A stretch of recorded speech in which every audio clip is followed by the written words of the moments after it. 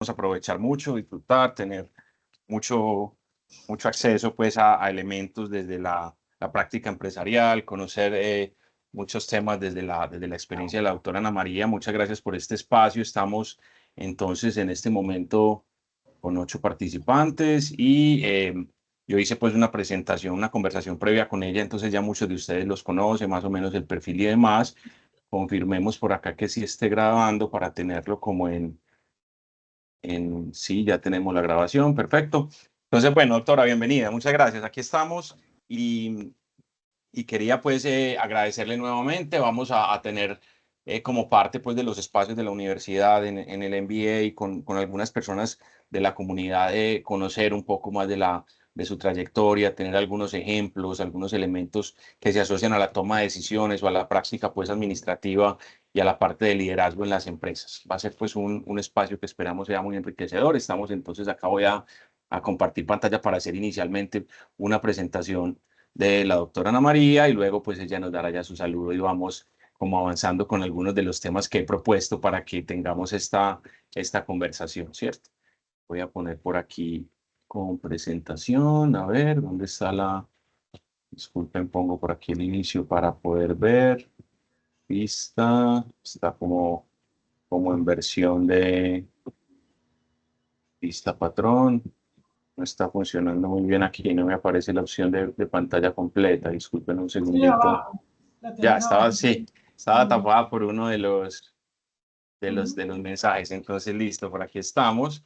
Bueno, muy bien. En la conversación de hoy, pues lo hemos titulado Proceso de ejecución de la estrategia. Va a ser un tema importante, transversal en diferentes entornos, en diferentes momentos históricos, de contexto empresarial, de contexto económico y la toma de decisiones con este asunto que cada vez parece más retador de los cambios, ¿cierto? La incertidumbre y demás. La presentación entonces de la doctora Ana María, vamos a hacer por acá como algunos elementos que me parece importante que conozcan. Está aquí. ¿Qué pasará que no me está pasando la presentación? Vamos a ver. Acá. Y, y no me está apareciendo el paso de la presentación. Vamos a ver si aquí eh, bueno, la doctora Ana María hace parte pues como ha estado en diferentes empresas. Vamos a, ¿qué está pasando por aquí? Tengo aquí un problemilla de compartiendo pantalla. Discúlpeme a ver si es un tema del equipo o qué. Empezamos un poco a ver si no sé qué puede estar ocurriendo. Me va a tocar tener aquí la presentación más amplia. Sí. No sé qué puede estar ocurriendo. Bueno, tiene más de 25 años de experiencia. Ha estado pues en muchos procesos de estrategia corporativa en grandes organizaciones, muchas del sector eléctrico, del sector de comunicaciones, con procesos importantes de liderazgo alrededor del tema de energía, alrededor de otros elementos empresariales, con acciones que van a ser importantes como las fusiones, las escisiones, toda la transformación organizacional en diferentes contextos ha sido muy importante en estos sectores y en el direccionamiento de proyectos con alta complejidad técnica también es un tema importante, como son los del sector de la energía, los del sector de telecomunicaciones y en el tema de inversiones y planes a largo plazo, ¿cierto? Entonces esto nos va a dar, digamos, unos elementos que tienen que ver tanto con decisiones de corto plazo, con elementos puntuales, como con esa visión de largo plazo de las organizaciones, ¿cierto? En su historia, pues inicialmente académica, ella es ingeniera eléctrica, ahora nos va a contar un poco algunos antecedentes de esa parte de su formación inicial. Luego tuvo una maestría en administración, como la que hace parte de este programa, un MBA en la Universidad de AFIT, pero ha tenido pues múltiples programas en diferentes universidades y espacios internacionales, que va a ser un tema interesante para que exploremos un poco en esta parte, conocer a ver el tipo de elementos que aportan estas experiencias en el extranjero, en diferentes entornos, algunos sobre innovación, algunos sobre estrategia y otros elementos adicionales. Voy a probar aquí a ver si nos funciona un poco mejor. Creo que ahí mejora un poco. Y con su experiencia empieza un poco desde sus inicios en EPM, entidad pues con la que tuvo una interacción desde su fase inicial, pues profesional, en la parte de finanzas corporativas, institucionales, planeación corporativa, en el año 2001-2006. Previamente estuvo como subgerente de planeación y generación de energía, en un momento muy interesante del sector eléctrico. Vamos a hablar un poco de esa transición de las empresas públicas, de un entorno que era, digamos, más bajo un monopolio de ciertos servicios, con un entorno regulatorio más estable, a la apertura del mercado de lo que ocurrió en estos años. Luego estuvo en el sector de telecomunicaciones, UNE, una parte también del negocio de EPM, nos contará un poco por allí, direccionamiento de esa integración con Orbitel y con otras organizaciones que fueron haciendo parte de UNE. Eso fue en el año 2006 a 2011, y luego viene el periodo de Celsia, una compañía muy nueva, pero con una propuesta muy innovador y muy interesante en el sector eléctrico, entre 2011 y 2015, y actualmente es consultora independiente. Entonces, doctora, bienvenida por acá. Un comentario inicial, como No, Manuel, muchas a este gracias por la espacio y demás. invitación. Pues mil gracias por la invitación y muy bueno compartir este espacio con ustedes y pues en lo que pueda aportar pues a todos ustedes. Aquí estoy para responder preguntas. Voy a tratar de contar como la experiencia que yo tengo y las cosas que me tocó vivir, digamos, en estos procesos de crecimiento y desarrollo de las organizaciones, muy desde la estrategia y toma de decisiones pues como complejas que me tocó presenciar y participar en ellas, como aportando pues al contenido del curso que ustedes están viendo. Excelente, muchas gracias. Y esa es la idea, también muy desde las decisiones difíciles, desde las situaciones en que no funciona tanto el libreto, en que allí hay que ponderar. Decíamos en el curso que una decisión correcta y una difícil, pues en esas situaciones es fácil actuar, pero cuando hay dos decisiones difíciles, cuando hay dos opciones que ambas tienen una serie de consecuencias, pues allí es donde se ve justamente lo que se puede aplicar en la experiencia y demás. Entonces, muy bien, la idea es conversar un poco inicialmente de esta fase inicial de su formación, de cuándo va decidiendo, digamos, este camino hacia la parte empresarial, y cómo va apareciendo, digamos, en su formación inicial, llegar a la ingeniería y a los temas de dirección.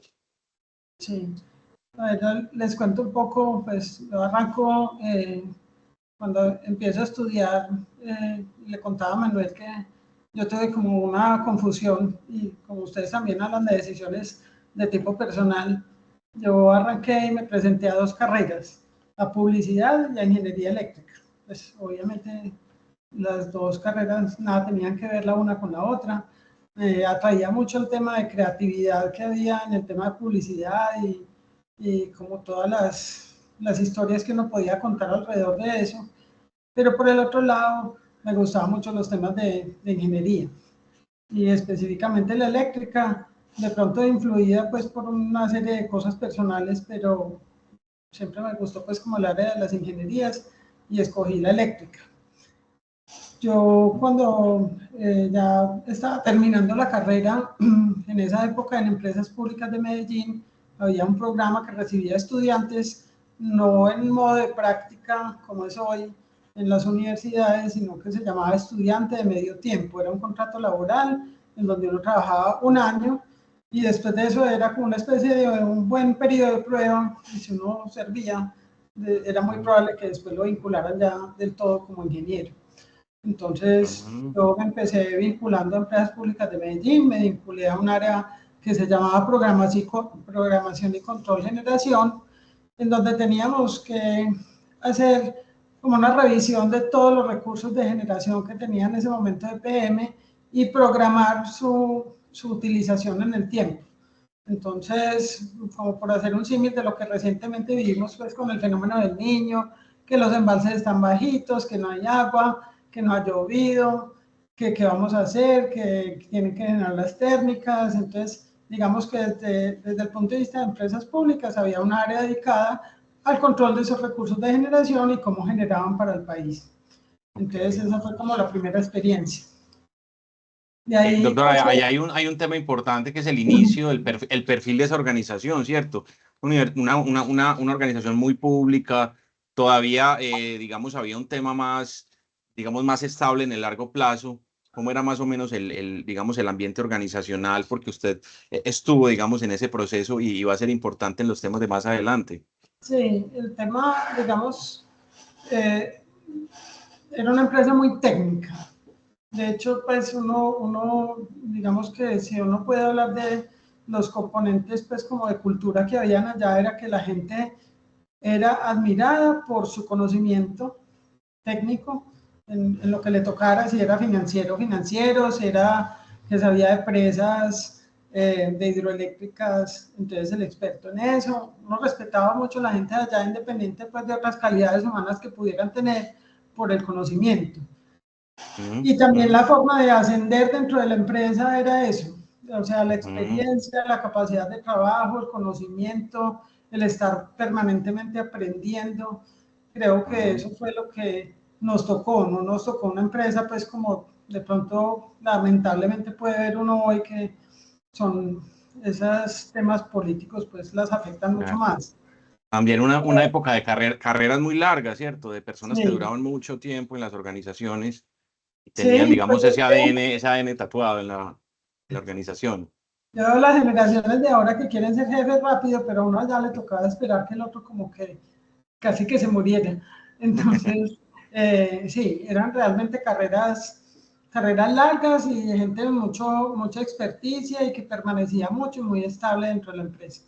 Ok. Entonces, lo que también fue bueno porque allá había un mix de generaciones de los que éramos más jóvenes, de los que estaban como en la mitad, los que estaban ya viejitos, por decirlo así, y ese mix de como del empuje que tenían las personas jóvenes frente a la experiencia pues, es algo que yo recuerdo con mucho cariño y que creo que se ha perdido mucho en las organizaciones porque se aprovecha lo bueno de las dos cosas, de la experiencia y de la capacidad creativa y de innovación y con que llega una persona joven a una organización. Entonces yo creo que esos combinados eran muy buenos en su momento.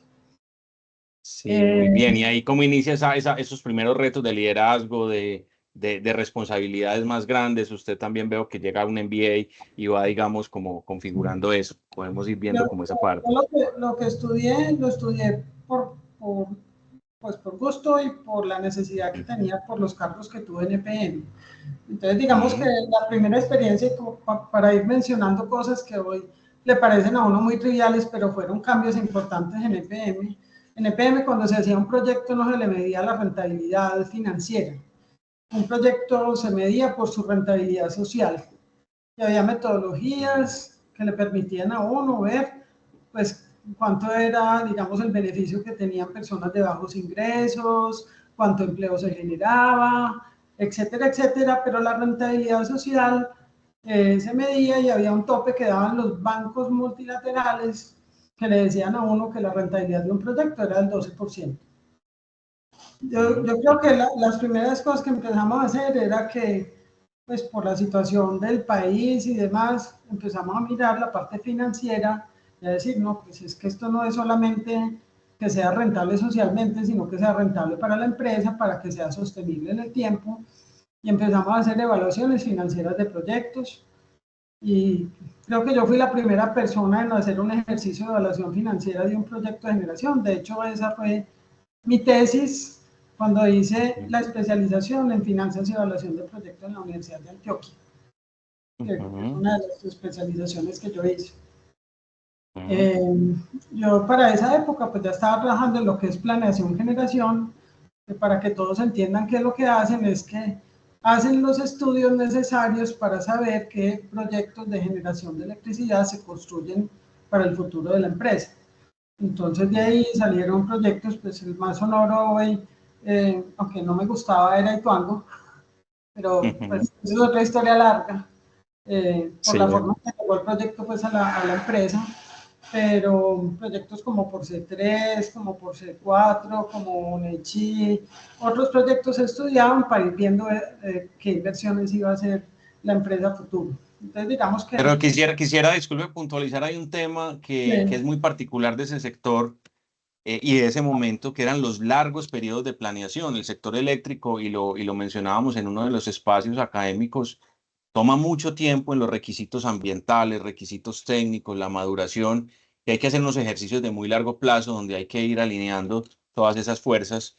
Y voy trayendo como esa reflexión de un contraste con proyectos de ciclos muy cortos que se dan actualmente, ¿cierto? De unas decisiones, y que eso también implica una toma de riesgos en unos entornos cambiantes. Entonces, ahí había, digamos, y lo vivimos también desde el lado de la ingeniería, pues yo todavía estaba muy joven ahí, pero escucho, digamos, a los mayores de proyectos que podías estar 2 años, un año largo pensando, madurando las No, alternativas, pues de mientras que años. luego, total, sí, Hay, sí. hay estudios de proyectos hidroeléctricos que hoy ya no se hacen en el país, lamentablemente, pues porque por temas ambientales y etcétera, el impacto es muy grande. Entonces, pero habían proyectos que tenían 40 años de estudios, 40 años de Sí. recoger información hidrológica para poder uno estar tranquilo, de revisar pues la situación Ujú, de la geología, la geotecnia de la zona, en fin, una ujú. serie de estudios que eran porque son obras civiles complicadas, digamos, en el tema hidroeléctrico.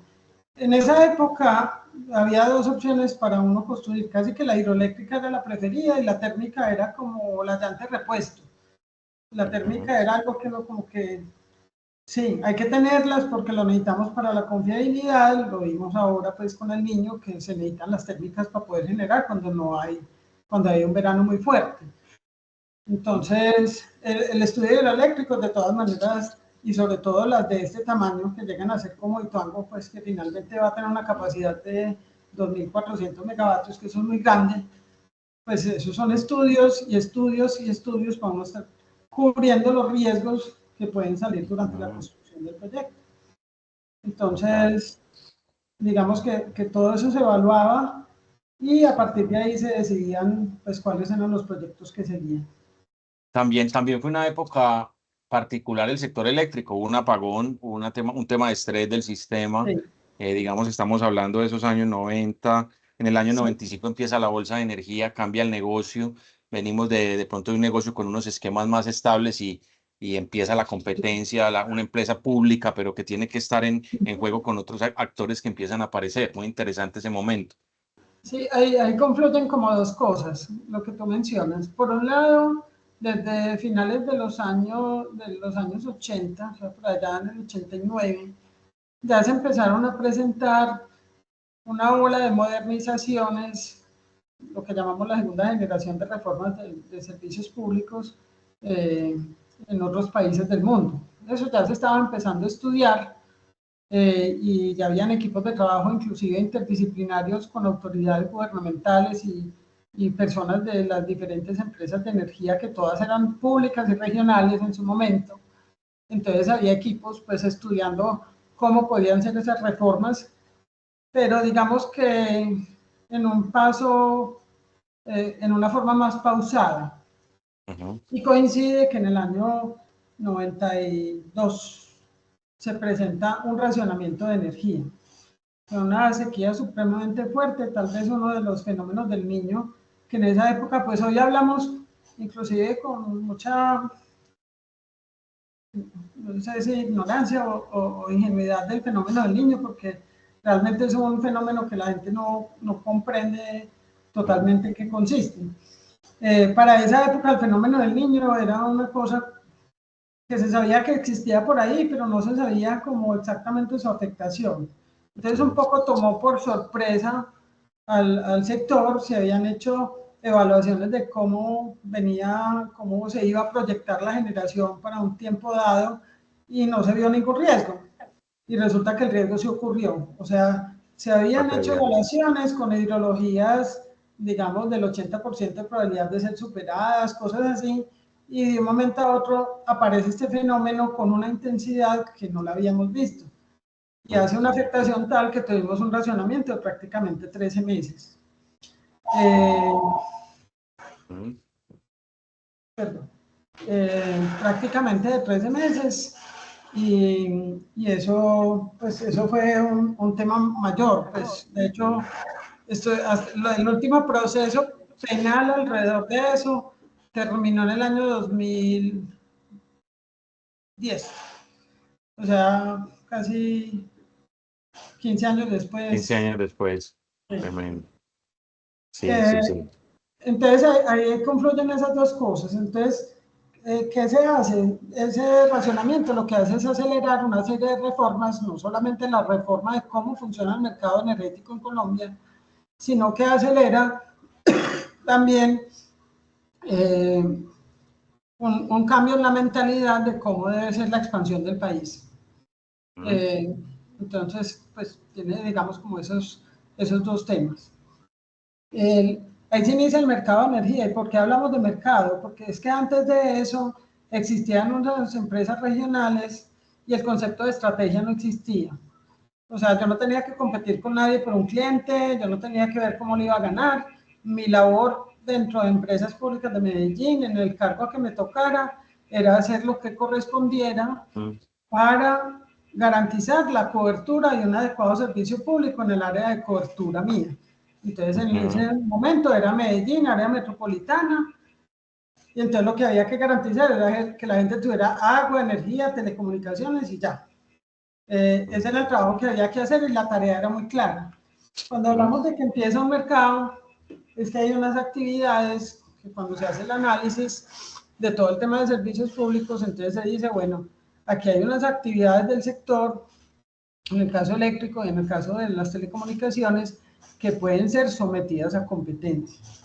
El antecedente que hay ahí es que también todas estas empresas regionales estaban muy politizadas, se necesitaba mucha plata para hacer inversiones en cobertura de estos servicios, esa plata era difícil ya de obtener, lo de Banco Multilateral empezó a poner condiciones y a decir, bueno, yo no le voy a seguir prestando a gente que tiene problemas en su compañía, que están politizadas, que utilizan las tarifas como un elemento político, sino que hay que hacer las reformas que son estructurales y esa reforma consistía en abrir el mercado a la competencia y abrirlo a la participación privada, que fueron los dos hitos grandes ahí.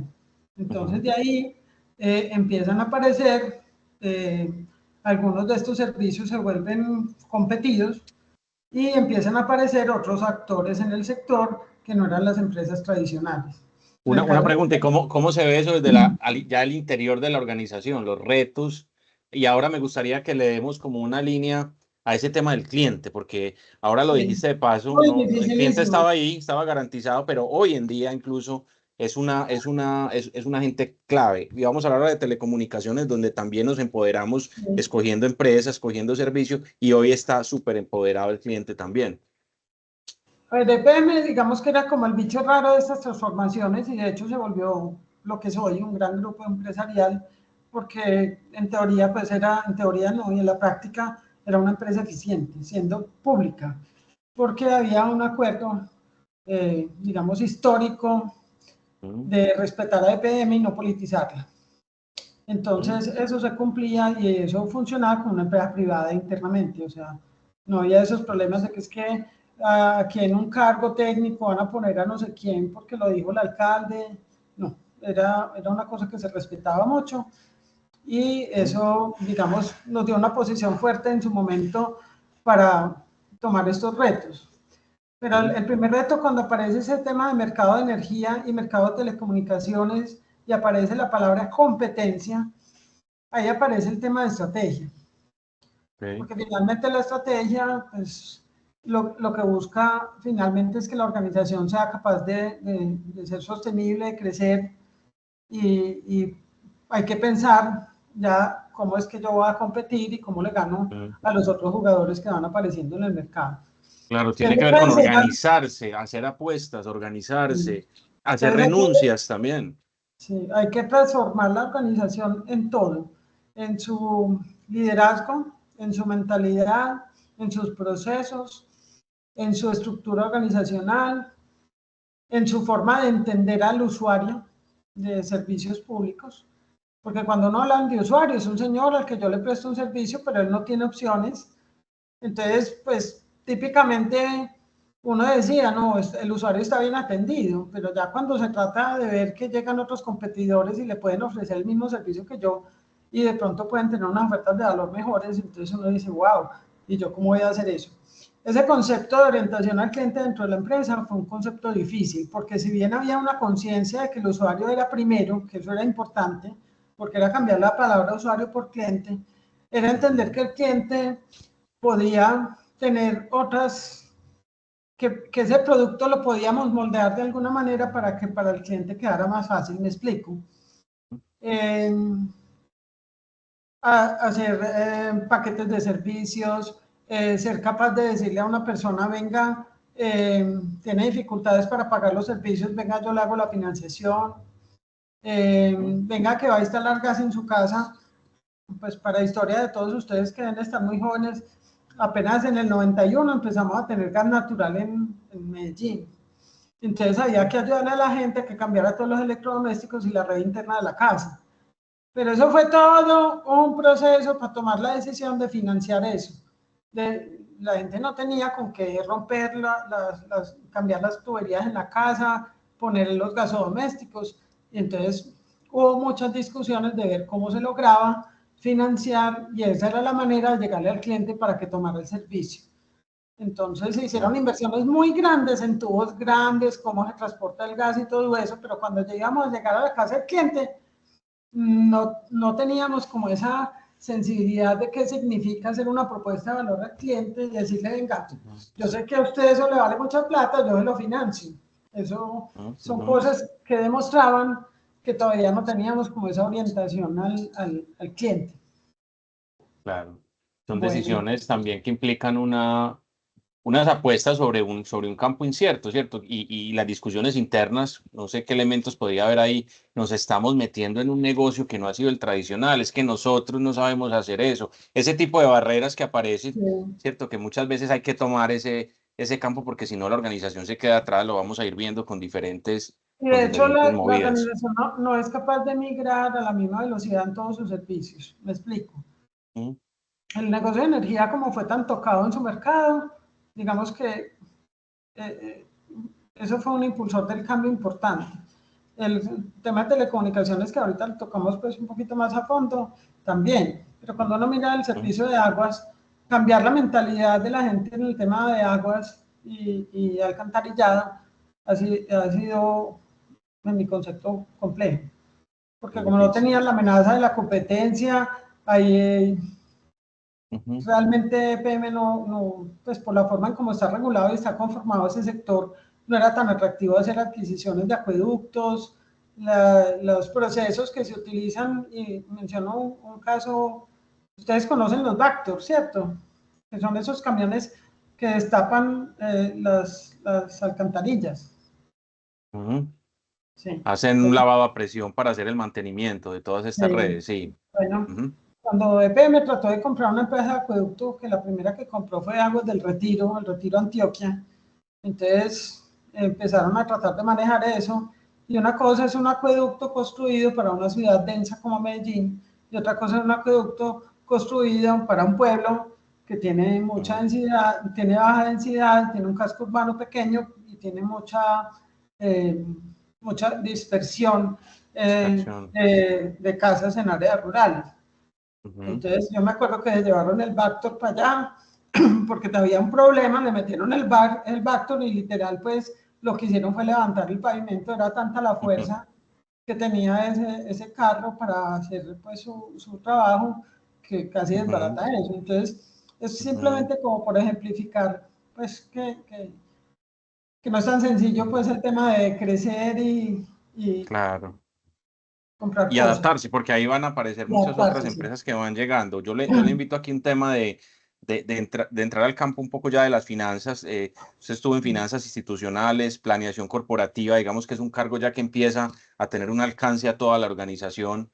Y hablemos un poco que sé pues que hay mucho interés en el grupo de esta parte financiera, de empezar a hacer grandes financiaciones, a empezar a mover los capitales para poder desinvertir en un lado, invertir en el otro. ¿De qué se trata un poco esa parte de las finanzas de una empresa como EPM y de la planeación corporativa en ese entorno? Sí. A ver, el EPM, si uno lo quiere describir, pues de todas maneras tiene una caja muy grande. Por decir, en la época en que yo estuve allá, pues que fue hace varios años, pues en estos cargos, A mí me tocaba, hay veces la caja era de 1.4 billones. Me acuerdo ese día que éramos llegando a ver pues cómo invertíamos. Decisiones que eran complejas porque inclusive nosotros en su momento, si teníamos pagos que eran en dólares y si nosotros hacíamos un pago grande o hacíamos una recepción grande de algún empréstito que nos hubiera hecho la banca multilateral, movíamos la tasa de cambio del país. Entonces había que ponerse de acuerdo con crédito público y decirle, venga, yo esa plata no la voy a monetizar toda hoy, sino que voy de a poquito voy convirtiendo, pues para no afectar el mercado cambiario en el país. O sea, es una empresa que maneja una caja muy grande, pero yo creo que el desafío grande que había era porque empresas públicas era una empresa sólida que vio una oportunidad cuando dijeron que iban a abrir el sector y que empezaron los procesos de privatización de todas las empresas regionales del país. Entonces, empresas vio eso como una posibilidad de crecimiento, como lo es hoy, que se salió del Valle de Aburrá, que era lo que él atendía directamente, la empresa pues atendía era eso, pero empezó a hacer adquisiciones en el negocio de energía y en el negocio de telecomunicaciones específicamente de otras empresas regionales.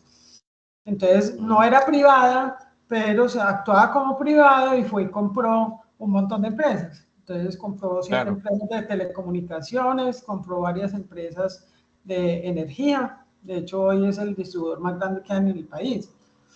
Entonces, Aquí, sí, sí, aquí, disculpa, usted empieza como a tocar ese punto de la estrategia que se va hilando a partir de acciones, la táctica, ¿cierto? Bueno, necesitamos abrirnos a otras regiones, entonces aparecen las opciones y de pronto que nos cuente un poco sobre ese proceso de adquisiciones, es escoger entre varias, una debida diligencia, hay un tema jurídico importante, gobierno corporativo, disponer los recursos que de pronto no era el problema más grande de EPM, pero ese proceso fue no, clave pero, para poder sí. transformar EPM.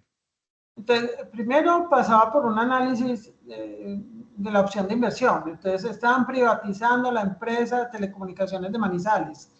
Entonces, se creaba un equipo de trabajo que incluía gente de la parte financiera, de la parte jurídica, de la parte técnica, que iban hacían el análisis de todos los aspectos de la compañía, lo que llamamos una debida diligencia.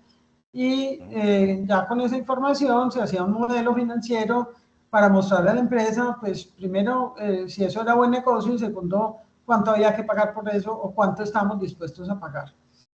Ahí había un tema que era complejo, era porque en su momento ya la empresa se organizó por negocios, entonces telecomunicaciones buscaba sus negocios, energía buscaba sus negocios y coincidían oportunidades de inversión y había que escoger, como dices tú.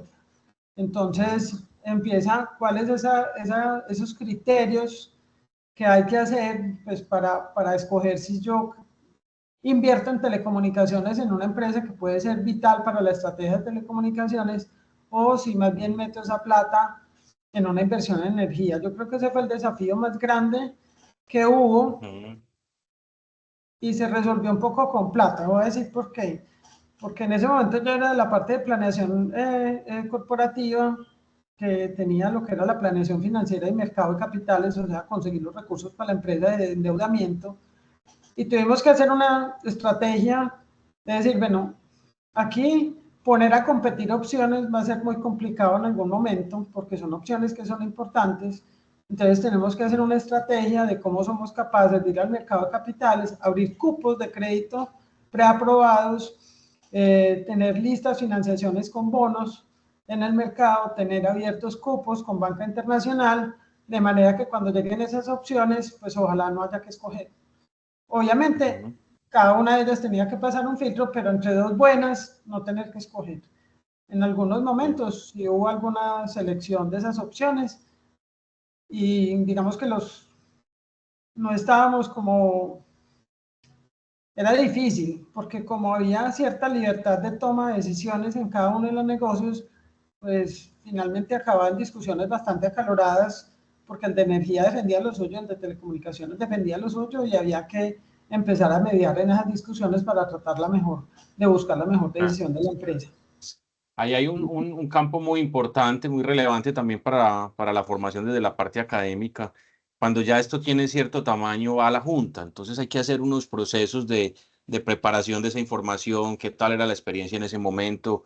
¿Usted hacía parte de alguna junta, de alguna filial o acompañaba al gerente? ¿Cómo era más o menos esa dinámica Yo en creo que juntas? mientras que estuve en esos cargos siempre fui a la junta de PM y me tocaba presentar pues múltiples temas allá.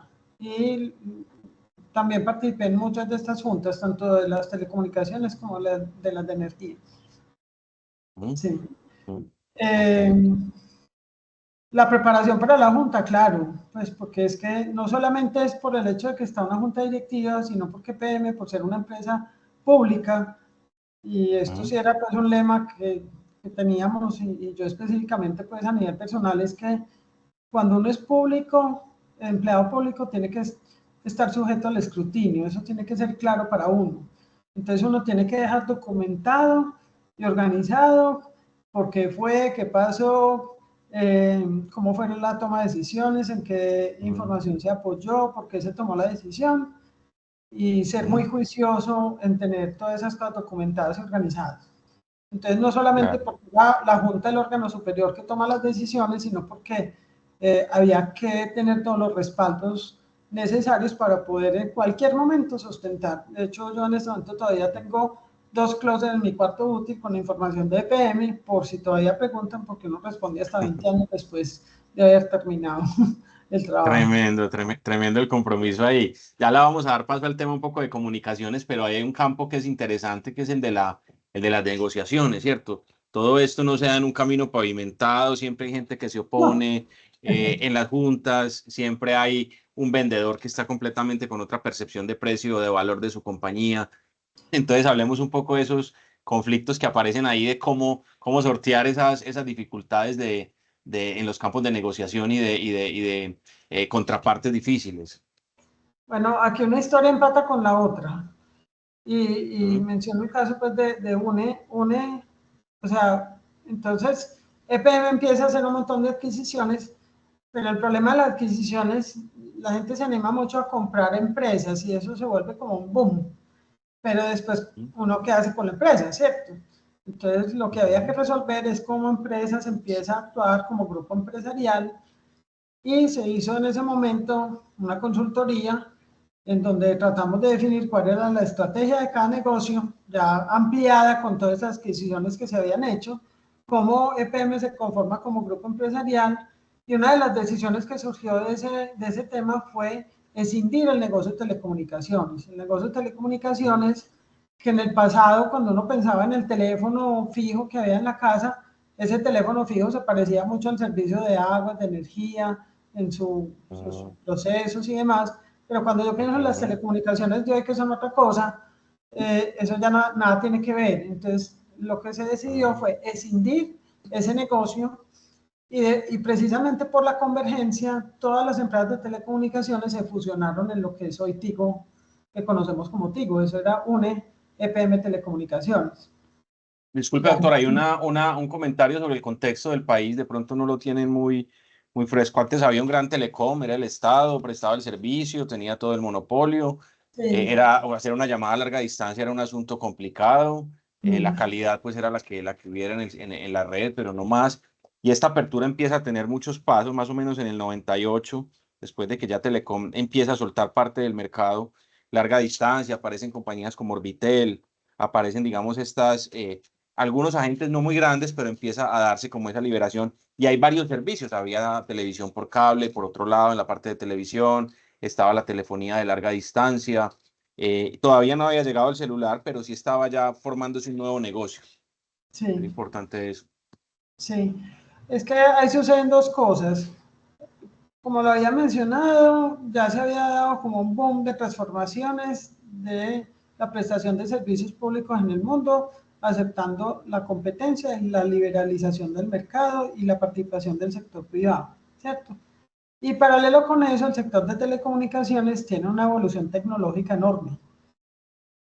Y para traducir eso, es que nosotros teníamos servicios distintos que fueron apareciendo en el tiempo, como decías tú, pues estaba la telefonía básica, después aparece el internet, apareció la televisión, que antes era con antenas parabólicas, en fin, aparece la televisión por cable, y después cada cada servicio de esos tenía como una tecnología diferente. Lo que pasa con la evolución tecnológica, que es lo que llamamos la convergencia, es que cada red podía hacer lo que hacían las demás.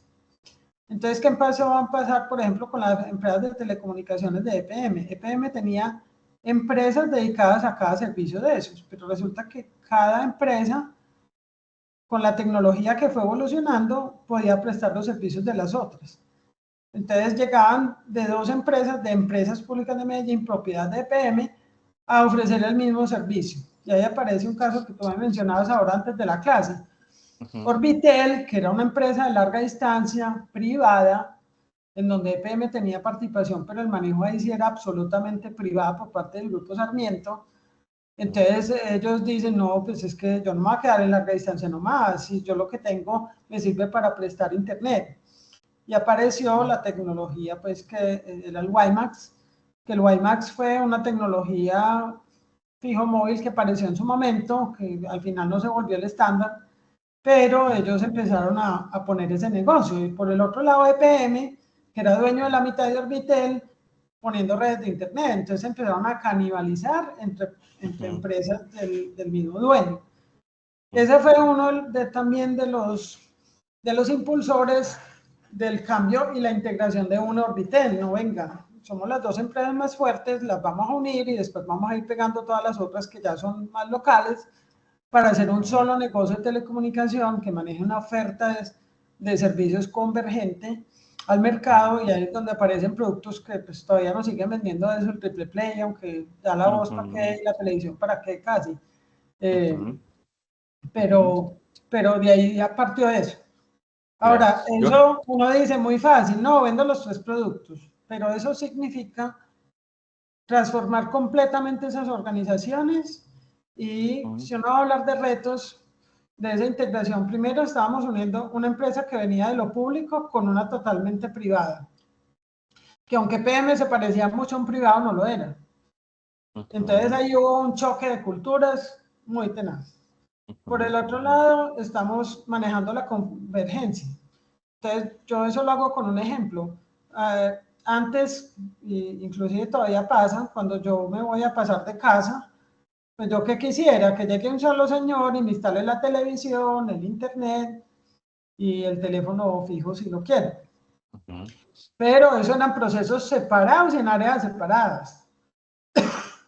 Entonces hubo que revolcar todo y convencer a la gente de que es que ya eran procesos convergentes y que había que diseñar los procesos, inclusive automatizar mucha cosa para poder llegar al cliente con esa oferta de valor.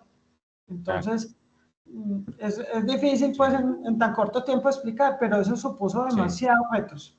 Muchos retos, pero yo sí quisiera traerlo al momento actual, pues sin alejarnos como de la secuencia, porque hablamos de unos altos retos tecnológicos de este momento, de las herramientas que llegan.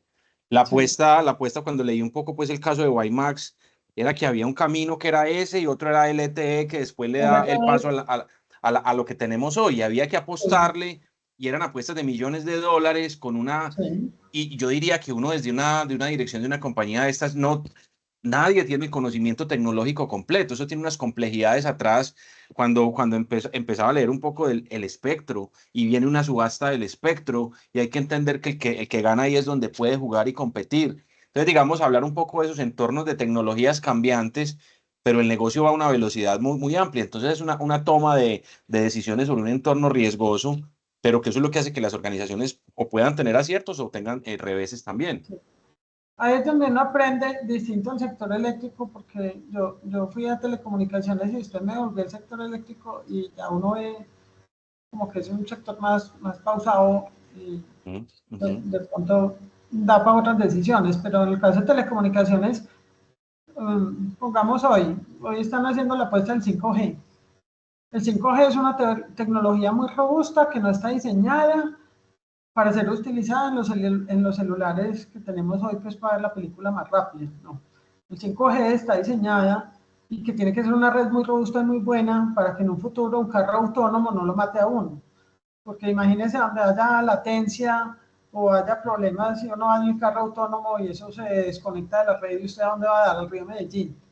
Entonces, ahí el tema de tomar decisiones de las tecnologías, cómo la despliego, son inversiones supremamente grandes y que por lo general uno no alcanza a recuperar esa inversión cuando ya le cambió la tecnología y tiene que invertir en otra. Entonces, son tomas de decisiones muy complejas y lo que tú mencionabas, Manuel, escoger cuál es la tecnología que va a ser la que va a dominar. La que va a dominar, sí. Y los aliados, claro, y hay un tema importante de aliados Claro. tecnológicos, de temas jurídicos también, de cómo se blinda uno. Es volver a eso, hay una estrategia a largo plazo, pero hay unos asuntos que resolver en la dirección de las empresas sobre todo eso, sobre todos esos aspectos. Y la estrategia, si bien el propósito de la compañía lo puedes mirar a muy largo plazo, ya la táctica tiene que ser de más corto plazo, porque es que el mundo está cambiando no solamente desde el punto de vista de tecnología, sino que está cambiando la sociedad, la política, la economía, etcétera, etcétera. Entonces ya esas planeaciones que uno hacía, cuando yo empecé con los temas de planeación, me tocaba hacer proyección a 40 años, pues eso es una locura. Si usted logra hacer una planeación más o menos a 5, pues muy hipotética, 10 años y a 5 más pulida. Pero es difícil, porque es que, y específicamente en estos temas de tecnología, es muy tenaz. Si lo miramos en el sector eléctrico, una solar, cuando estábamos haciendo estudios allá para las solares hace unos 5, 6, 10 años, valía $5,000 el kilovatio instalado y hoy está a 900 pesos, a $900. Nadie imaginaba el progreso de esa tecnología. Tremendo. Y hay una capa que no hemos mencionado que le pone más complejidad al asunto, que estas empresas tienen personas expertas en esto, que es el campo de la regulación. Estás en un estado que eventualmente por algún tema cambia la regulación, cambia las reglas de remuneración, cambia y el modelo financiero te tiene que cambiar completamente, ¿cierto? Tienes que estar también en esas, censando permanentemente el mercado, la política hacia dónde va, que lo estamos viviendo hoy también, completamente vigente en el sector eléctrico y en otros sectores. Entonces ahí hay una capa que el negocio se basa en unos supuestos de las tarifas, a cómo vendes, qué te remuneran, qué temas hay para recuperar la inversión en el caso de transmisión, donde te dan, digamos, unas tasas que puedes recuperar. Entonces ahí hay un campo bastante retador también de adicional de incertidumbre. Sí, ahí yo lo que puedo mencionar es que en el caso eléctrico todavía seguimos muy regulados en temas del ingreso, las tarifas, etcétera. Y creo que ese es el problemita que tiene eso. Si eso lo abrieran, yo creo que la situación sería otra, inclusive para el cliente sería beneficioso.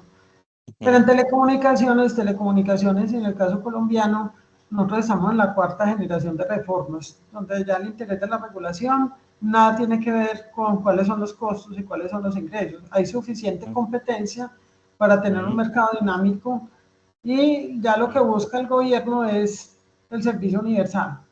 Entonces ahí lo que interesa es controlar que los competidores pues no tengan prácticas anticompetitivas, pero por el otro lado es ofrecer ayudas que permitan que toda la población tenga acceso al Internet, porque si no es un factor de inequidad social y de competitividad del país frente al mundo. Yo quisiera poner ahí una pregunta y de pronto no resolverla ya mismo, pero sí dejarla digamos, en el ambiente para que le vamos dando elementos y es, pensando en la telefonía, ¿cuánto pagábamos por un minuto de larga distancia? ¿Qué pasa cuando aparece un WhatsApp que te da comunicación prácticamente gratuita? O sea, estamos en unos mercados que va a ocurrir eso. En el sector eléctrico muy probablemente va a pasar algo similar. El producto que es el kilovatio hora cada vez va a bajar de precio. Entonces, como las empresas tienen que reinventar el entendimiento del valor, yo que estoy vendiendo, ¿cierto? Como, o sea, hoy nadie paga un minuto caro, pues no hay racionalidad en eso. Yo tengo el servicio gratuito. De Entonces, hecho, ¿cómo navegar ahí? Sí. de Bien. hecho, en el caso de venta de minutos, si bien en alguna parte se conserva, realmente es algo que es un producto que no cuesta. Me explico por qué. Porque si uno reduce el negocio de telecomunicaciones, independiente de la tecnología que yo utilice, yo tengo un problema transporte de datos y almacenamiento de datos y procesamiento de datos. Entonces la voz es un dato, es un dato, la multimedia es un dato. Entonces cuando vos te ofrecen televisión, sí, es como el producto y te ofrecen un contenido específico que está hecho como la televisión que nosotros conocemos, que es un contenido que yo no lo puedo ver en forma sincrónica, sino que yo tengo que estar, pues, digamos, buscando acomodarme a los canales, etcétera, etcétera, está la voz. Pero esos son servicios que cuando uno mira internamente dentro de las empresas, se vende así, pero en realidad uno está vendiendo es una red. Uno está vendiendo es una red que transporta datos. Que uno le diga al cliente todavía que le está vendiendo minutos, al final está vendiendo datos convertidos en minutos para que el otro sienta que está comprando minutos. Hay una transformación, pero en el fondo sí, es un negocio que Pero ya es cuando yo miro diferente. internamente, la rentabilidad de la empresa de telecomunicaciones es de venta de Internet. Lo que es Ok. televisión es casi que un pass-through de lo que valen los canales, porque HBO, pues ya ellos, ese negocio cambió sustancialmente porque esa gente se abrió a crear sus propias plataformas y competir en un formato igual al de Netflix, entonces ya es otra cosa. De hecho, ya esos canales pues no tienen como sentido comprarlos a través de la televisión por cable, sino que uno lo compra pues directamente y le sale hasta más barato. Entonces, digamos que en el caso de telecomunicaciones, cuando a vos te venden el triple play, a vos te están cobrando el internet. El internet. Y además se da el cambio de Lo ya no otro importa la que, pantalla. Sí, disculpe, iba a mencionar la televisión, pero ya es el celular, o sea, ya es en la red, ya es por la sí, misma vía, todo va inalámbrico, de alguna manera siguen siendo muy importante parte física, pero ya se vuelve como que transparente donde se consume. Ya está la pantalla, yo en este momento tengo 3 pantallas y todo puede estar llegando por canales diferentes. el mundo es móvil y ubicuo. En ese ¿Mm? sentido, vos vas a tener es que lo móvil es la tecnología y pues en eso hay todas las estadísticas que vos quieras mirar. Yo ¿Mm? tengo un curso que doy también en EAFIT de regulación de economía digital y ahí están pues todas las cifras, pero hoy la gente utiliza como dispositivo dominante el teléfono móvil. Y lo otro es que el Ujú, almacenamiento de la información ya tampoco es en sitio, sino que para eso están las nubes. Entonces usted ujú, tiene ubicuidad de su información. ujú. En cualquier momento ya lo tenemos completamente en Teams. Bueno, yo le invito a que avancemos un poquito.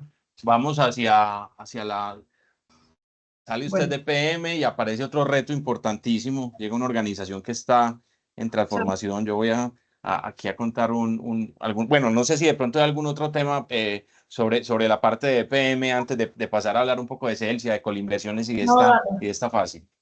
Bueno, no, quería entonces como traer este capítulo que es muy interesante. Estamos hablando más o menos de un proceso pues de la historia empresarial antioqueña muy interesante desde 2001 más o menos, donde una empresa que venía del sector tabacalero, coltabacos, empiezan a aparecer unos excedentes y unos capitales que se invierten en sectores muy dispersos. Había temas en hotelería, había temas bueno, en diferentes sectores de la economía y se da un proceso muy interesante de llevarlo, bueno, yo voy a poner por aquí la figurita, de llevarlo hacia hacia aprovechar la sinergia, ¿cierto? De tener unos activos dispersos, de tener unos elementos con la filosofía de inversión muy financiera, a convertir eso en una apuesta que se pudiera, que tuviera sinergias y que se pudiera apalancar a sí misma, de alguna manera apostar en un sector estratégico. Entonces, de pronto usted nos puede contar ahora un poco más detalles de ese proceso que fue llevando a que ese frente estratégico, después de ejercicios de compañías asesoras y demás, empezaran a marcar la pauta hacia un sector que era la energía, donde ya había unos gigantes que estaban allí y todo ese proceso tan interesante que se va dando de adquisiciones de diferentes compañías y nuevamente vuelve a ocurrir, digamos, esa línea muy coherente hacia jugar en energía, que hoy es una compañía muy nueva en términos relativos en el sector, pero que tiene, digamos, esa claridad. En esa primera etapa que usted estuvo muy presente allí, es de 2011 a 2015 más o menos, de iniciar esa consolidación que primero era Colinversiones y luego Celsia, y luego hablamos un poco ya del negocio, cómo se ha ido transformando. ¿Cómo podemos contar un poco esa historia en términos de esas adquisiciones, de esos retos, de sus roles allí? a ver, yo pongo el reto, digamos, esa historia la pongo en dos hitos. Lo primero es la toma de colinversiones cuando existen, y como tú lo decías, había un pasivo cuando no existía aquí, pues los temas de pensiones y demás hace 1000 años. Entonces Coltabaco, que iba a ser vendida, pues porque vendía cigarrillos, entonces Coltabaco tenía como una especie de patrimonio autónomo guardado para poder responder por las pensiones de sus empleados, que eran pagados directamente por la empresa.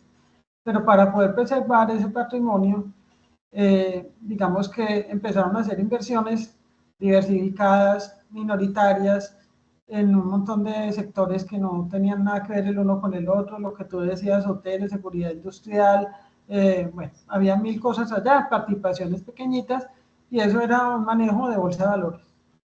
Eh, Ese capital se volvió un capital muy grande, que no solamente permitía pagar ese pasivo pensional que había en Coltabaco en el momento de que se cindió y ya se vendió la empresa, y responder, digamos, por esas pensiones, sino que había un platal allá. Entonces ahí toman la decisión en su momento de contratar a alguien que les diga, bueno, nosotros queremos hacer una transformación, queremos salir de todas estas inversiones y invertirla en el sector real, en alguna cosa. Pero entonces necesitamos que nos asesoren, y después de muchas evaluaciones vieron que el sector de energía era un sector que era muy atractivo, y digamos que la primera estrategia que se toma en Colinversiones, todavía no se llamaba Celsia, fue empezar a adquirir empresas, porque hacer una empresa de la nada pues no era fácil, y había, digamos, oportunidades dentro del país para comprar. Digamos que se compraron lo más representativo, una térmica en Barranquilla, una térmica en el centro del país, y se compró una empresa de generación y distribución, que era la empresa regional de energía del Valle del Cauca, que es EPSA, Empresa de Energía del Pacífico. Eso coge todo el Valle del Cauca menos Cali. Entonces ahí ya estaba pues como el origen de lo que iba a ser esa empresa de energía.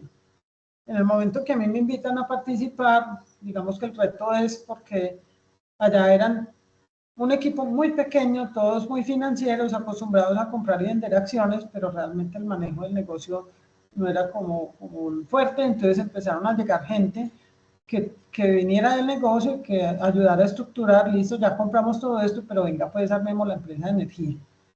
Ahí es cuando se toma la decisión de cambiar la marca, por decirlo así, que fuera Celsia. Es un nombre que nada tiene que ver, pues que se le ha dado interpretaciones raras, pues de compañía eléctrica del sindicato antioqueño, pero eso no es nada de eso. Fue una selección como entre 1000 marcas, y esa fue la que sonó. Y no tiene pues ningún significado especial. ¿Qué fue el segundo hito? Es listo, ya compramos todo esto, y ahora ¿qué hago con esto? Porque es que comprar es muy fácil, digo yo, pero ya organizar y realmente articular todos esos componentes de las empresas adquiridas para que rueden como una sola empresa y fortalecer ese negocio ha sido como el gran trabajo que ha hecho Celsia en todos estos años. En el momento que yo entré me tocó dirigir un ejercicio de estrategia que sentó las bases para lo que es la empresa hoy, una empresa orientada pues a energías pues más alternativas, a un crecimiento pues como en el sector de generación que ellos han venido haciendo, a tener una posición fuerte y relevante, y a un fortalecimiento del negocio de distribución, que al principio no gustaba mucho porque les parecía pues como muy difícil el negocio de distribución de electricidad, es decir, la conexión a la casa y a las industrias. Esa parte no les gustaba mucho, pero ya es un negocio pues que hoy ya tienen pues completamente articulado ya. Entonces yo creo que Claro, el reto es nuevamente, doctor, aparece, disculpe, nuevamente aparece ahí el entorno tecnológico cambiante, ¿cierto? Ya en el mundo aparecían las renovables, ya había, digamos, en Europa un avance, pero también hay un cambio aquí de paradigma de los grandes activos, grandes centrales, grandes activos de generación a esa distribución. Bueno, y la solar que empieza a evaluarse con unos precios que de repente empiezan a caer, y la eólica. Además de los retos ambientales que también empiezan a aparecer en el contexto, ¿cierto? Entonces sí, ahí esa incertidumbre también está presente. sí, y son apuestas difíciles porque de pronto el compromiso que uno tiene dentro de la organización con esas apuestas nuevas es, venga, ensayemos con un cliente, por ejemplo, los techos solares. Se hizo una prueba con la Universidad del Pacífico y dijimos, bueno, ustedes están haciendo un parqueadero gigante allá, venga, pongámosle techitos a las celdas del parqueadero y le ponemos y le vendemos energía. No le vendemos los paneles, sino la energía. Pero lograr hacer ese ejercicio era casi que, bueno, ustedes que están locos, les vamos a dar permiso para que hagan eso, pero así es como se empezaron a originar ese tipo de negocios en Celsius. Claro. En este punto no es fácil. Sí, hay un tema de mentalidad y de status quo también, incluso con el conocimiento, porque empiezan a aparecer otros saberes que tienen también la palabra en la organización, que traen ese saber que hoy está completamente vigente cuando hablamos de baterías, de almacenamiento, de transporte eléctrico. Ha sido una senda pues que ha abrazado Celsius hace mucho tiempo y ha seguido ahí. Quisiera en este punto también, si alguien tiene algún comentario, pues animarlos también a aprovechar para no dejarlo para la última parte, en lo que hemos hablado hasta ahora, alguna pregunta, algún tema que quieran, digamos, acentuar. Wilson, por aquí veo que tenés la mano levantada, aprovechemos esa pausita, adelante. Tenés el micrófono apagado, creo, ahí en ese punto, sí. Gracias, Manuel. Dale. La doctora Ana María, pues muchas gracias por su disposición, compartir con nosotros este espacio. Yo tengo una consulta, pues aprovechando su experiencia en organizaciones públicas y privadas, ¿qué tan distinto, tan complejo es implementar estrategia en una empresa pública o privada o en empresas privadas? Pues sin el ánimo de compararlas y que uno sea más difícil que otro, pero, pero son muy distintas esa facilidad pues para implementar la estrategia en empresas públicas o privadas. No, pues mi respuesta es no y es un no tajante. Y te voy a decir por qué. La ilusión que yo tenía, pues yo adoré la empresa, mientras que estuve trabajando allá, adoré a UNE. Cuando me salió esta oportunidad me pareció un reto importante porque yo siempre tenía la misma pregunta que tú me estás haciendo. Y yo, ¿será que en el sector privado pues uno rueda más fácil, toma decisiones más fácil y todo es más sencillo? Y creo que fue uno de los grandes impulsores para que en el momento que me llamaron de Celsius, yo renuncié a UNE y me fui para allá. Porque quería tener esa experiencia pues desde el punto de vista profesional y yo dije, bueno, allá sí. ¿Qué me ha pasado? Y ahí adiciono la experiencia más reciente porque yo soy consultora en temas empresariales y me ha tocado en muchas empresas en Antioquia, privadas. Y la toma de decisiones es un tema complejo y no es tan rápido como uno pensaría en las organizaciones privadas. Seguramente habrá unas que son muy eficientes. Yo trabajé con multinacionales también, pues en asesorías, en cosas, me tocó contacto por alianzas y cosas de esas, y uno ve que son decisiones muy rápidas. Pero en el caso de las empresas colombianas, mi experiencia personal, no puedo generalizar, es que a mí me parece que dentro de todo lo que nosotros renegamos en su momento de PM, tomamos decisiones más rápidas allá que en el sector privado. ¿Y algún contraste con el nivel internacional cuando se ha enfrentado, digamos, a esos entornos ya que tienen ese alcance global y ver si aquí tenemos todavía un ADN muy local, con una visión más corta? Porque ahora quiero hablar del caso, más adelantico lo va a tocar el de Argo, ¿cierto? ¿Cómo se ha dado esa expansión? De alguna manera, de pronto usted no ha estado ya pues como vinculada directamente, pero es un buen ejemplo empresarial. En ese tema nacional e internacional, ¿ha percibido qué rasgos aparecen ahí, diferenciales?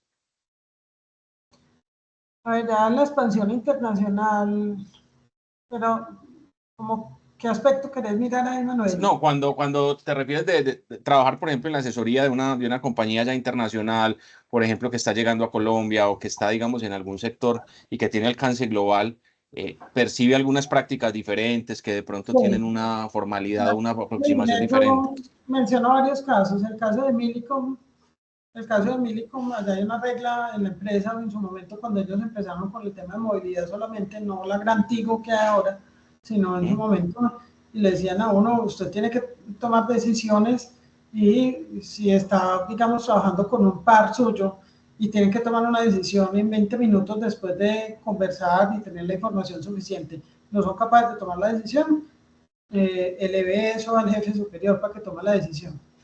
Entonces había una presión por tomar decisiones rápido. ¿Por qué? Rápido. Y yo en eso estoy de acuerdo, es porque la peor decisión es no tomar decisiones. Cuando la gente no se atreve a tomar un camino de acción, obviamente hay que prever lo que yo llamo la reversa, es cuál es la salida si me equivoco, porque es que predecir uno qué le va a pasar cuando toma una decisión es muy difícil, pero hay que tomar decisiones. Y ahí cojo un caso, pues que ya lo vi desde afuera, el caso de Ituango. Hombre, que es que toca inundar la casa de máquinas, pues esa era la alternativa y se midieron los riesgos y de pronto algunos estuvieron de acuerdo y otros que no. Pero había que tomar acciones porque lo otro era dejar que la naturaleza pues obrara y eso se volviera un desastre. Hay momentos en que uno tiene esa presión y yo pienso que en estos entornos tan cambiantes, y yendo como una de las preguntas que tomé así las últimas, en estos entornos tan cambiantes uno tiene que diseñar el plan A, el plan B, el plan C, actuar rápido, tomar decisiones rápidas y reversar rápido. Porque es que el mundo no te va a dar, no tenemos esa estabilidad que teníamos de pronto en el pasado para tomar decisiones ni de muy largo plazo, ni con todo el tiempo, ni con toda la información. Entonces, Claro. uno tiene que ser capaz de ser ágil. Yo diría que esa es la palabra que uno necesita ahí. Las compañías internacionales son ágiles para tomar decisiones. Nosotros ahora en las consultorías de energía trabajamos el año pasado con muchas empresas que estaban entrando al país y en un entorno difícil que están viendo en el país, de un momento a otro, ¿no? El 30 de julio cerramos la empresa y el 30 de julio cerramos la empresa, la cerraron todo, pagaron las facturas, y en un mes ya está listo, ya, se fue. Sí. Sí, ahí hay dos entornos muy importantes para poder actuar rápido también. Sí. Lo hemos mencionado pues en el curso también, que tiene que ver con tener unos valores claros y esas estrategias que marquen el horizonte de largo plazo. O sea, decir, no, es que llegamos hasta este nivel de riesgo, si ocurren este tipo de cosas, actuamos de esta manera y eso facilita no estar en cada momento reconfigurando todos como los valores y demás, sino que claramente hay una apuesta de largo plazo, es la estrategia de largo plazo. Sí. Claro, claro, ahí hay una... Muy bien, bueno, ahí aparece entonces... Y en ese punto, a la gente aquí le cuesta mucho escoger y renunciar, que para mí es como el resumen de lo que es la estrategia. Uno no puede dejar de todo, uno tiene que escoger en qué va a actuar, tiene la apuesta de que no sabe si le va a ir bien o no, pero uno escoge. Entonces yo escojo si vendo pijamas o si hago alguna cosa, pero no quiere decir que cualquier oportunidad de negocio me sale, me funciona. Esa capacidad de ser uno consistente y coherente con esas decisiones grandes, gordas que uno toma, son muy importantes. Nosotros, yo digo que eso ya es un problema del colombiano, es que se deja tentar por un montón de cosas y se sale de foco, y por eso somos más lentos. Sí, habla Alejandro Salazar, pues que ha estado muy en boga últimamente con el tema de estrategia. Por ejemplo, la trampa del volumen, es que hay que vender mucho, ¿no? Y el margen, dónde te enfocas, en dónde ganas, ¿cierto? Entonces, y nos vamos al mercado Centroamérica y vamos a trabajar, pero es que apareció Perú, no, pero es que hay una oportunidad, pero vamos también. Y se empiezan, digamos, a dispersar esas fuerzas y ahí es donde aparece, digamos, no se logra ninguno de los objetivos. Sí, a mí la falta de foco es uno de los temas que más me preocupa en las organizaciones que he asesorado en general. Porque no es uno capaz como decir, no, es que es como decir, yo hoy estudio arquitectura, mañana pues me meto a estudiar ingeniería y espérate que qué tan rico este curso y uno no acaba haciendo nada ahí. Claro. Hemos mirado pues en algunos momentos en el curso este caso tan interesante, cercano pues en las organizaciones antioqueñas de Argos, de cómo fue creciendo, cómo fue identificando en esa cadena de valor, cómo fue consolidando también, eran diferentes cementeras en el país, arma grupo, luego pone todo su foco allá, identificando el diferencial de valor que hay de entrar en Estados Unidos, asume ese reto.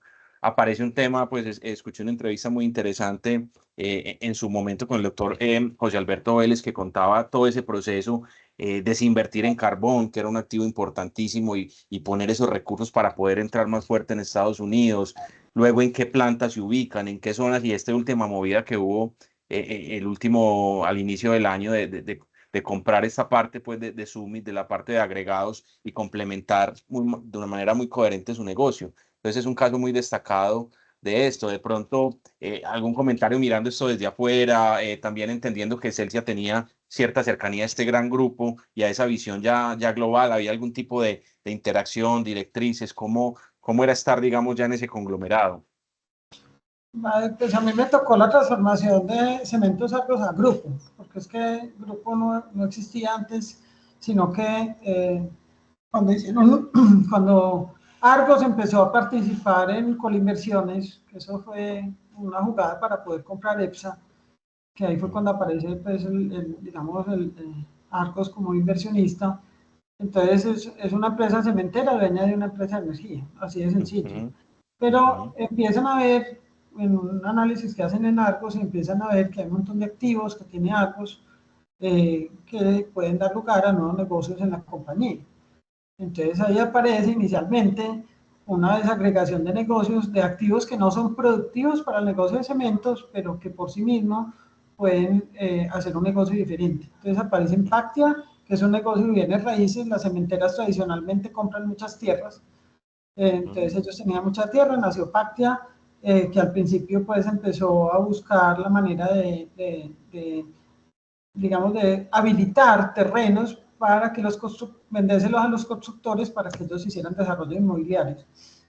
Aparece la empresa de carbón con la idea de explotar, digamos, ese recurso que tenían en unas minas en Montelíbano. Y así empiezan a aparecer como negocios y empieza a aparecer la necesidad de hacer una transformación, porque Argos, siendo dueños de todos esos negocios, dice, bueno, un momentico, pues aquí cada negocio tiene que administrar lo que es del negocio, pero alguien tiene que aparecer a nivel como de corporación a manejar todos estos negocios, y ahí aparece el concepto de grupo. Entonces ahí es donde aparece el grupo, y grupo se vuelve como el gran rector de la estrategia de las empresas que tiene a su cargo, incluyendo Celsia. Decisiones importantes que tomaron, pues no solamente las expansiones internacionales que tú ya las has mencionado, sino, por ejemplo, la centralización de servicios corporativos. Entonces nace la empresa Suma, que empieza a coger todas esas áreas como de todo lo que es como repetitivo en una empresa, en las áreas de apoyo. Y empiezan a hacer transformaciones pues en todos los negocios, se hacen las desinversiones pues en el tema de carbón, el crecimiento de Celsia se le da el apoyo pues conversión a una estrategia completamente de energías más limpias, etcétera. Es donde viene la actuación grande pues como de Argos, y obviamente pues la expansión de, como digo yo, del favorito. Ellos tienen corazón de cemento. Entonces, el negocio de cemento, que es un negocio bastante competido y difícil, y que tiene competidores fuertes que son multinacionales, pues se han hecho estrategias también para tratar, ¿no? Y la internacionalización no es porque sí también, sino porque eso le da fuerza, permite diversificar el riesgo, permite, y ha sido bueno en su momento cuando tuvimos tasas altas, era muy bueno porque los ingresos en dólares eran muy representativos. Entonces, digamos que ha sido un ejemplo de transformación muy grande si uno coge toda la historia desde Celsia. Claro, y con una audacia también de entrar a un mercado de estos y con un conocimiento que yo diría que está en el ADN pues, de esta organización, de lo que son esas adquisiciones, las acciones, las participaciones, el control. Ahí hay un conocimiento que se vio pues ahora en el tema de Nutresa, o sea, es clave ese saber que muchos, digamos, lo vemos muy de abogados o que tiene, pero eso es clave en la estrategia, hay que saber, porque en una mala movida de esto, de formalidad, se te cae el negocio, perdés el control o se da, digamos, algún tipo de revés grande. Veo algunas coincidencias en esas historias que aparecen, elementos ineficientes que empiezan a aparecer en los grupos empresariales, donde se pueden compartir recursos, también las sinergias para poder hacer encadenamiento, ¿cierto? Que el valor de uno pueda aparecer en el otro y se aproveche, lo que se llama la ventaja, ¿cierto? Clarísimo, poder aprovechar esa ventaja, si es geográfica, si es de talento, si es de conocimiento, eso permite llevar esas organizaciones hacia allá. Me parece muy importante. Bueno, en esta recta final, si alguno quiere hacer otra pregunta para que la doctora también nos cuente un poquito, la doctora Ana María, del frente ya de la consultoría, de las perspectivas de estos entornos también tan retadores que tenemos en términos del capital, lo financiero, lo ambiental, los mercados, y pasar de pronto ya en esta recta final a hablar de eso y de algunos elementos también que le han funcionado en esa parte de toma de decisiones ya a un nivel más personal o a un nivel, digamos, de aplicarlo en otros frentes. Pronto alguien por aquí, si tiene alguna consulta, o si no, podemos conversar un poco entonces ya de ese entorno, de salir de una organización, de una gran organización y tener, digamos, esa posibilidad de ver diferentes compañías, ese rol de consultor que a veces no es bien recibido, que se dice, bueno, es que el consultor no se juega el pellejo, es que el consultor deja su mensaje y sale, aplica un conocimiento y realmente hay un valor que aportar, ¿cierto? Y hay unas responsabilidades y también, digamos, hay mucho que generar de valor desde esa postura independiente que se da en la consultoría. Ujú. No veo por aquí ninguna mano levantada, entonces hablemos un poco de esa perspectiva, en qué sectores ve usted esos retos que estén, digamos, hoy jugándose las cartas de las grandes organizaciones, que están más enredados desde la consultoría que hacen en Eudora y en la compañía suya.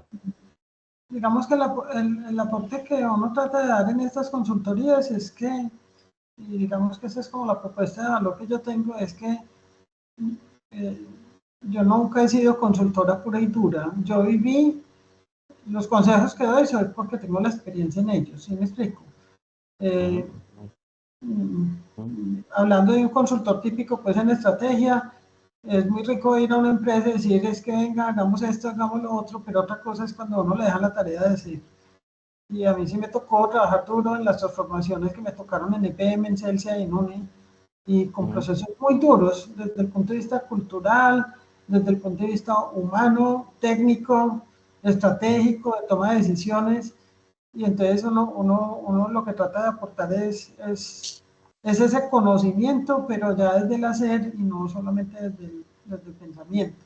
Entonces, ahí yo quisiera resaltar algo, es pues que al final tomar decisiones no es simplemente decir yo quiero, sino cómo lo voy a hacer, y cuando uno lo va a hacer tiene una organización ahí y uno tiene que pensar en que eso implica cambios y que uno tiene que meterse, entender la cultura organizacional, la cultura de la organización y ser capaz de ver uno porque qué mueve uno para que la gente se le facilite ese cambio, que es un proceso pues complejo.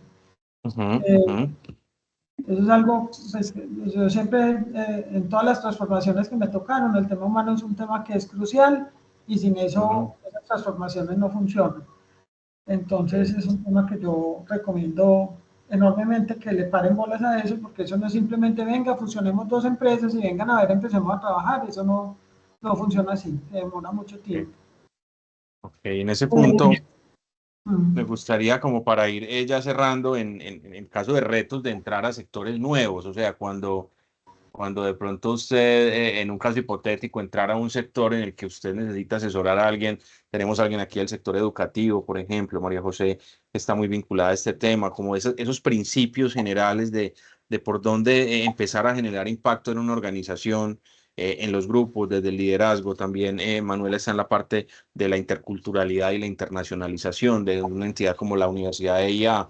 Entonces aparecen allí una serie de elementos que también pueden transferirse de un sector al otro porque no son propios únicamente de los que hemos hablado hoy. Entonces, algunos de esos principios que por dónde puede uno empezar a aplicar esa experiencia en ese tipo de organizaciones. Yo creo que el primer paso que uno tiene que dar es que si uno llega a una organización, ya sea como vinculado o como consultor, uno le tiene que dar el trabajo de entender el negocio, entender el contexto en que se mueve ese negocio. O sea, pretender liderar algo donde uno no conoce es muy difícil. Pues es ya, pues, un pensamiento personal. Yo no puedo llegar a una empresa, no sé, a Nutresa, y sin entender qué es lo que hace Nutresa, cómo funciona Nutresa, empezar a proponer un montón de cosas y, no, es que yo no me hacía esto, no me hacía lo otro, no. Eso empezando pues porque choca. Y lo otro es violentar. Yo creo que eso, uno no puede ser líder de una cosa que uno no sabe. Entonces yo creo que uno tiene que hacer el esfuerzo de tener preparación, contexto, como tú lo dices ahí. Cuando digo contexto es entender el mercado, entender cómo funciona el negocio, prepararse, informarse antes de empezar uno a ejercer y a tomar decisiones. Obviamente, pues el punto no es tan lindo de que venga, yo estudio y yo después voy, no.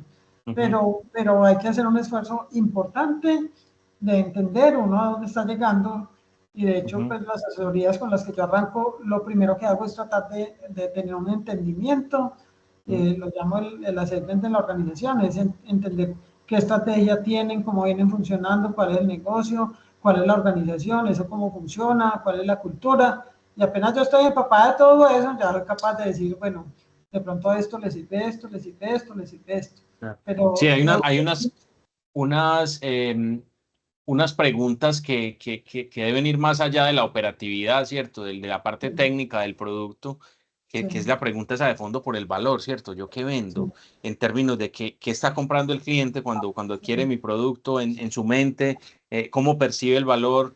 Y lo mismo hacer esa disección de la empresa en términos del PIG y demás, pero entendiendo dónde se me van los costos, qué tanto pesa un componente, esa lectura pues en clave ya del ciclo del valor y del cliente. ¿Quién es mi cliente? Muchas veces no es directo. Yo no aprendo eso, es escuchando a la gente. Pues yo insisto, yo no creo en las democracias para tomar decisiones, pero sí creo que uno como líder se tiene que sentar y construir decisiones con la gente, aprovechar la inteligencia colectiva y tiene que escuchar mucho. Y más que sentarse uno a leer todos los papeles, el PG y todo eso, es siéntese a hablar con la gente. Que la gente le cuente qué es la empresa, que la gente le diga cómo son las cosas, y de escuchar, usted va haciendo y ya después pule esos conocimientos. Pero cuando usted escucha, por ejemplo, una técnica que yo tengo en las asesorías, yo me siento con todos los directivos y yo ven y contame, vos cómo es la empresa, qué problemas tiene, tal cosa, no sé qué, no sé qué. Cuando uno acaba de hacer todo el recorrido, uno queda empapado que parece que no trabajara allá. Yo creo que es muy importante no informarse y preocuparse por entender las organizaciones. Y de retos, yo pienso que a futuro, y vuelvo con el tema de agilidad, estamos en un mundo con demasiada incertidumbre, es multidiverso, en todo sentido, no estoy hablando pues de diversidad de etnias y cosas de esas, pero también es diverso en todo, es un mundo que cambia muy rápido, que políticamente y socialmente estamos cambiando, yo creo que es todo el planeta. La tecnología está avanzando a una velocidad importante. Esa tecnología está moldeando la forma en que funcionan las sociedades. Basta ver con lo que está pasando con las redes sociales, con la juventud, la influencia, la alienación que estamos teniendo con eso. Uno mira eso y uno tiene que entender eso para poder trabajar en una organización, tomar decisiones y saber que las decisiones que uno está tomando son muy cambiantes también. Claro. Claro, doctor Mariano, muchas gracias. Yo creo que con eso tenemos un muy buen cierre. Si alguien tiene algún comentario o anotación que quiera hacer al final de este espacio, sino agradecerle mucho a todos ustedes también por la atención y creo que queda pues también abierto el canal en caso que queden por allí con algún temita o alguna dudita que quieran, pues con mucho gusto yo puedo conducirla para que la doctora Ana María nos dé alguna información adicional después. Muchísimas gracias a todos y muy buenas noches. Muchas gracias, doctora, por estar con nosotros hoy. Y gracias por la invitación, Manuel. Bueno, muchas gracias. Muchas gracias, Buenas doctor. noches. Feliz noche. Chao. Hasta luego, buenas noches. Chao. Hasta luego.